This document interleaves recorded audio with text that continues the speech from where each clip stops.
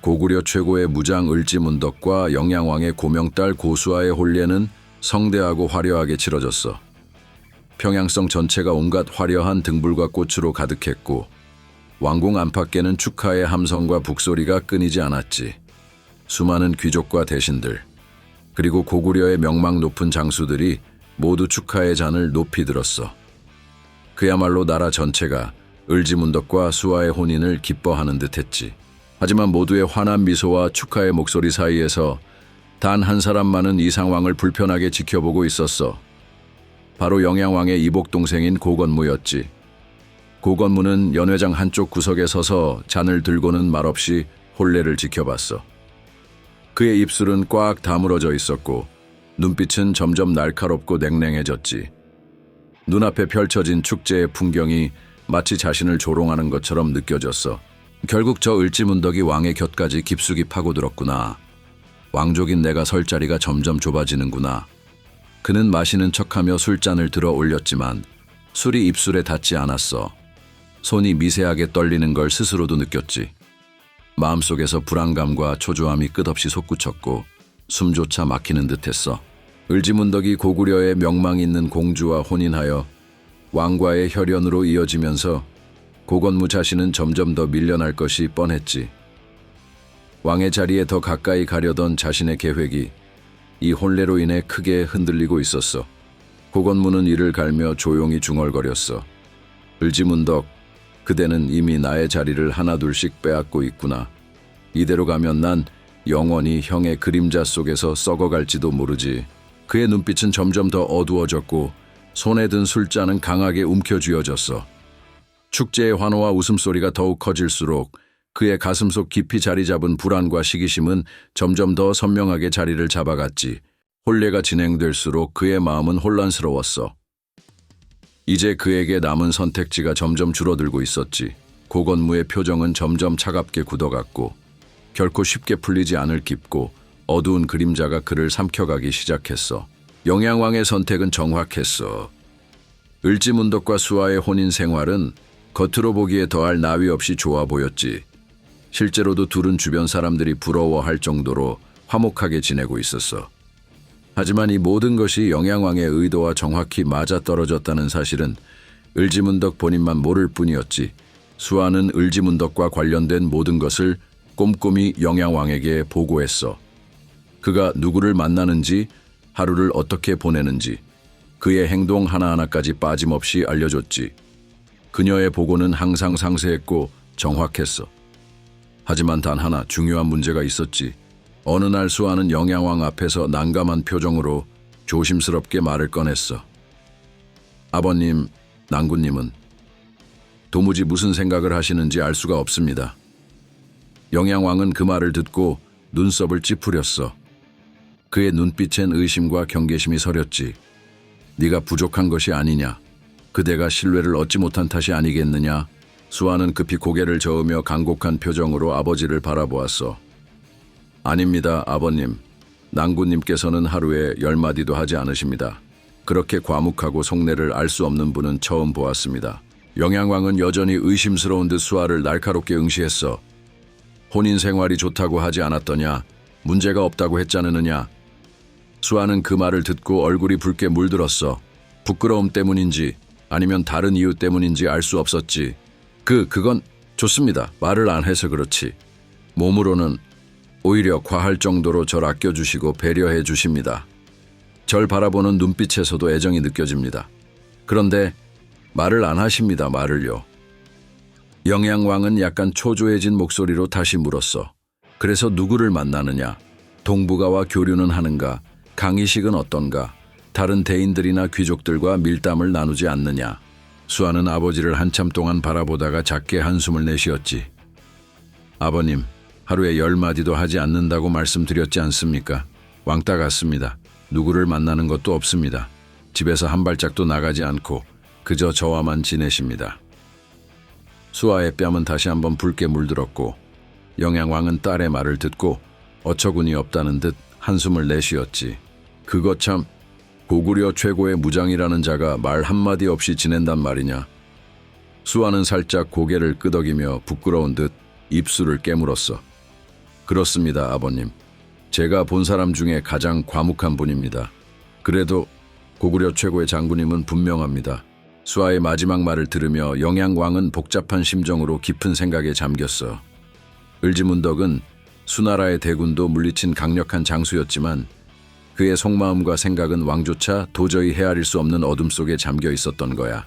수나라와의 전쟁이 끝난 후 평양성의 분위기는 긴장감과 기대감이 뒤섞여 있었어.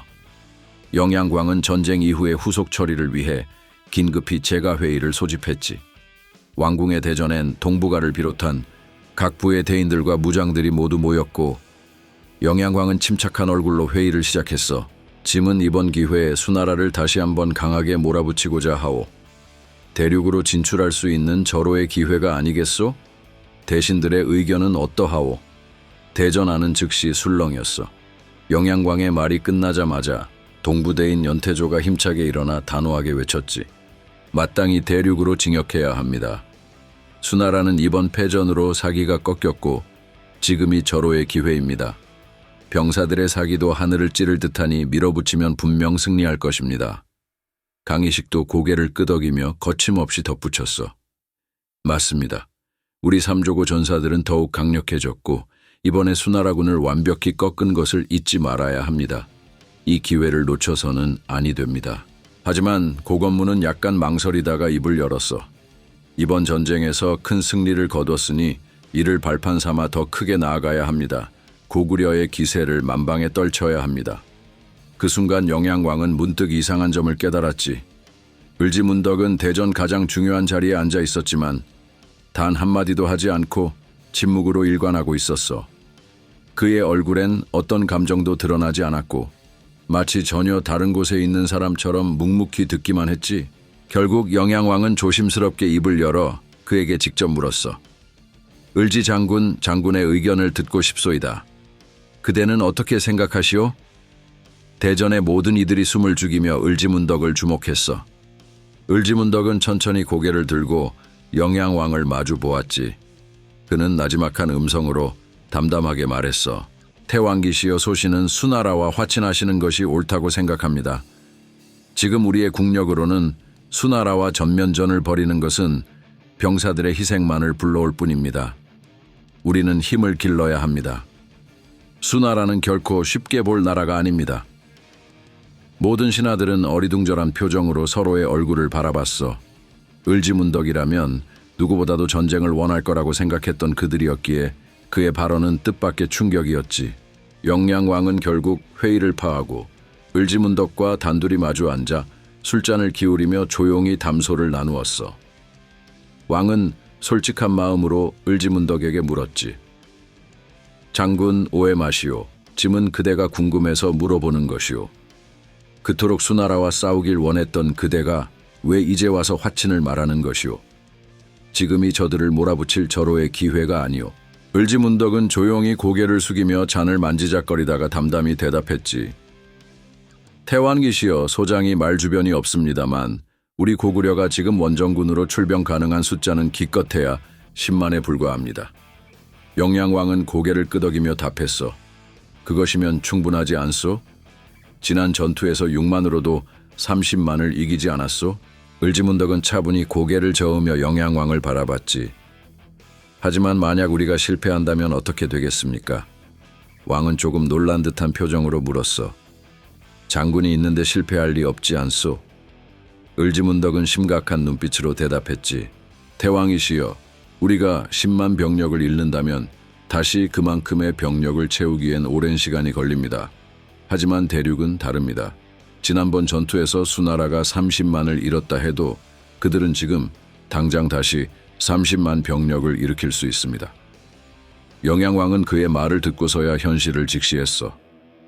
을지문덕의 깊은 전략적 판단을 비로소 이해한 거야.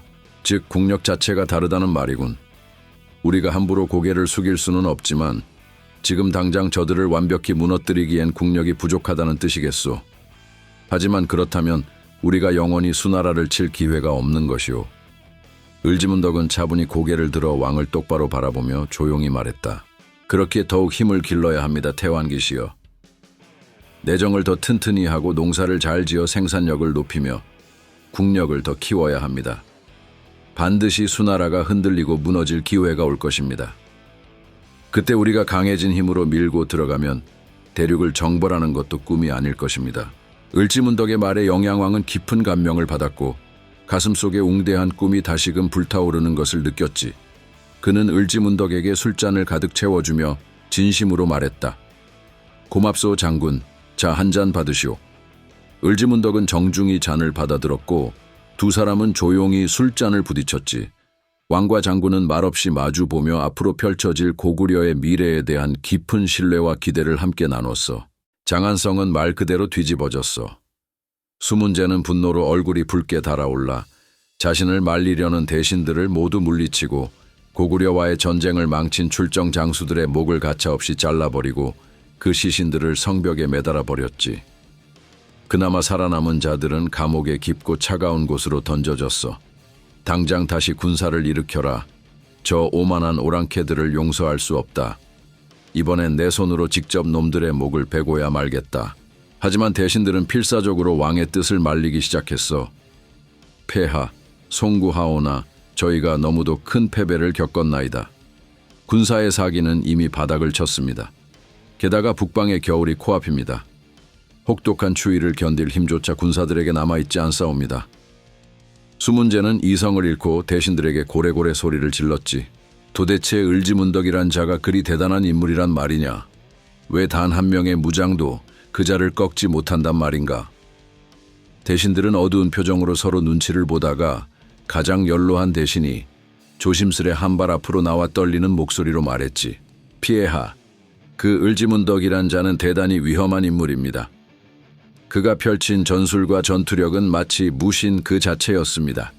그의 전술 앞에 우리 병사들은 저항할 엄두조차 내지 못하고 무너졌나이다. 수문제는 얼굴이 새하얗게 질렸고 두 손은 분노로 부들부들 떨리고 있었어. 하지만 그 순간 한 관리가 급히 대전으로 들어오며 보고했지. 폐하, 지금 고구려에 사절이 도착했습니다. 무엇이라? 수문제는 눈을 부릅뜨고 사신을 맞이했어. 고구려의 사신은 침착하고 정중한 태도로 앞으로 나와 깊이 고개를 숙였어. 태왕 폐하께서는 수나라와 화친하기를 원하십니다. 더 이상의 피는 양국에 아무런 이득이 없다는 말씀이십니다. 수문제는 손을 부들부들 떨며 말을 잃었어. 고구려의 오만한 태도에 다시 분노가 솟구쳤지만 현실은 그의 분노를 허락하지 않았지. 다시 한번 전쟁을 일으키기엔 수나라는 이미 너무 많은 병력을 잃었고 군의 사기와 국력마저도 심각하게 손상된 상태였으니까 그는 치미는 분노를 억지로 누르며 낮은 목소리로 말했어. 좋다, 이번 한 번만은. 화친을 받아주겠다. 다신 이런 치욕은 없을 것이다. 그의 말은 그렇게 나왔지만 사실상 수문제는 고구려의 화친 제안을 받아들일 수밖에 없었어. 자신에게 남은 선택지가 없다는 걸 그 누구보다도 잘 알고 있었으니까. 장안성의 드리운 패배의 어두운 그림자 속에서 수문제의 분노와 수치심은 끝없이 깊어져만 갔어.